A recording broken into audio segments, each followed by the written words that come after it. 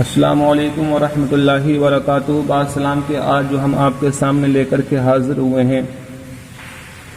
تو وہ ہدایت النحب کا جو بہت ہی زیادہ اہم سبق ہے وہ لے کر کے حاضر ہوئے ہیں۔ یعنی آج ہم آپ کو یہ بات بتائیں گے کہ طلبہ اکرام آپ یہ دیکھیے کہ سب سے اہم جو مسئلہ ہوتا ہے، آپ علم فقہ کی کوئی سی بھی کتاب اٹھا کر کے دیکھ لیجئے، چاہے آپ قدوری اٹھا کر کے دیکھ لیجئے، چاہے آپ شرح بقایا اٹھا کر کے دیکھ لیجئے، اور چاہے آپ ہدایہ اٹھا کر کے دیکھ لیجئے،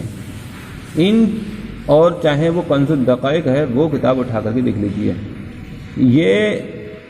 ثالثہ سے لے کر کے سادسہ تک جتنی بھی علم فقہ میں کتابیں پڑھائی جاتی ہیں، اور ان علم فقہ کی کتابوں میں جو سب سے پہلا باب آتا ہے کتاب الطہارت کا،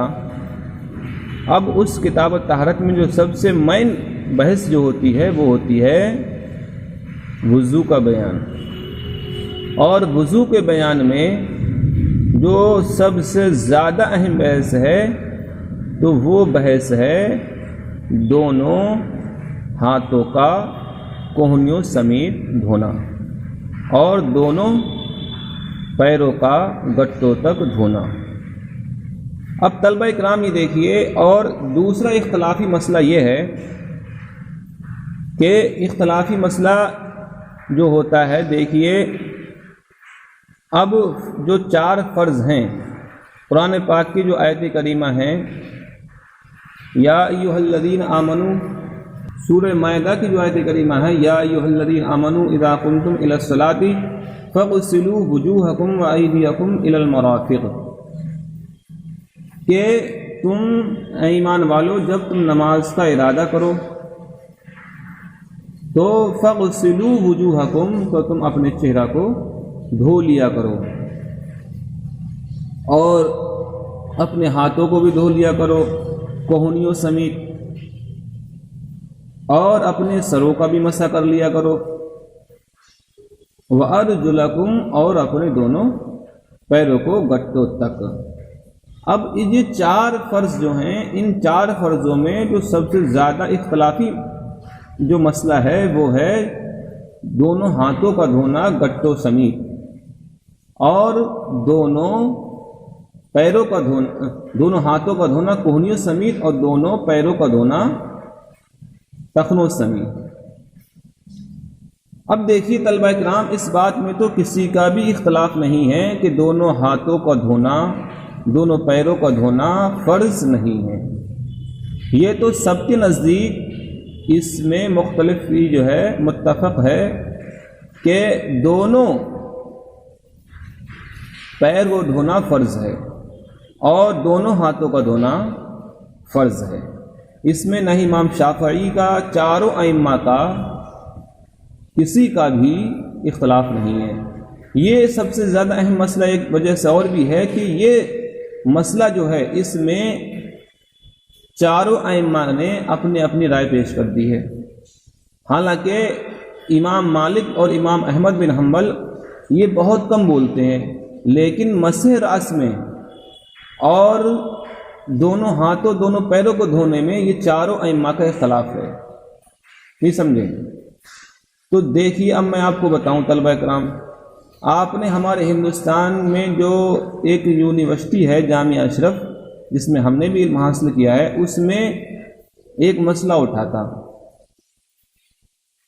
ٹرین پہ نماز ہوگی، چلتی ٹرین پہ یا نماز نہیں ہوگی۔ اب لوگوں نے اس میں مسئلہ کی آڑ میں اپنی ذات کو آگے رکھ دیا، مسئلے کو پیچھے رکھ دیا۔ اہل سنت والجماعت کے اندر جتنی بھی اختلافی مسائل ہیں ان کی مین وجہ جو ہے وہ پیٹ ہے، چاہے وہ دمدار بیڑا پاڑ والا کہ صاحب جو بلگرام شریف میں جو ہمارے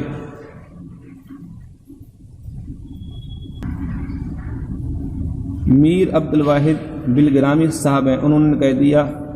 کہ ان کا اختلاف کیا ہے، ان کا سلسلہ سوختہ ہے، تو اب وہ جتنے بھی سلسلہ کے ماننے والے تھے، خانقاہی تھے، وہ سب دشمن ہو گئے۔ حالانکہ وہ مسئلہ جو تھا کہیں بھی کسی بھی حال میں ذاتی مسئلہ نہیں، لیکن لوگوں نے پیٹ کا مسئلہ بنا لیا، اس لیے کہ اگر وہ سلسلہ سوخت ہو گیا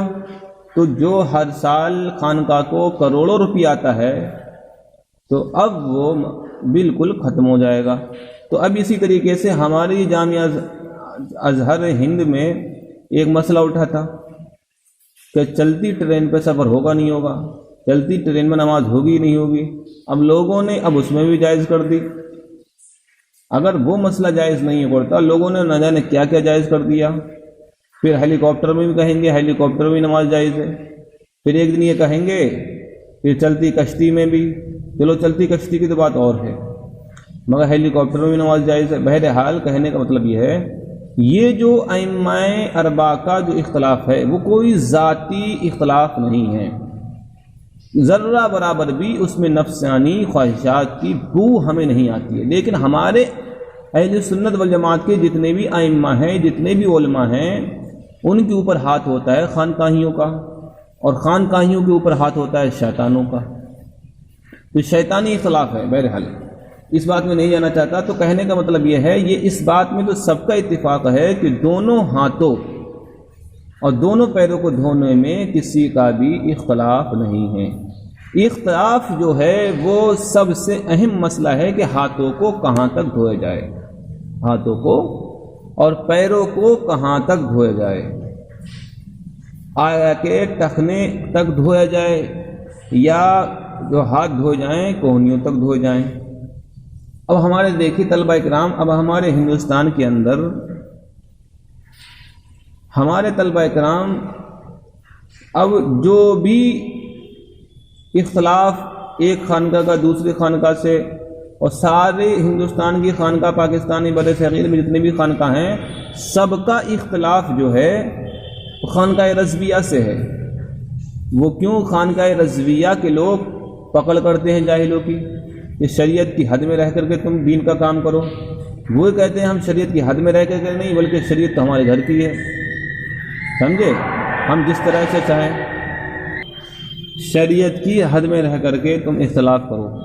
پیرا مریدی کرو شریعت کی حد میں رہ کر کے۔ پیرا مریدی ایک خدمت خلق کا ذریعہ ہے،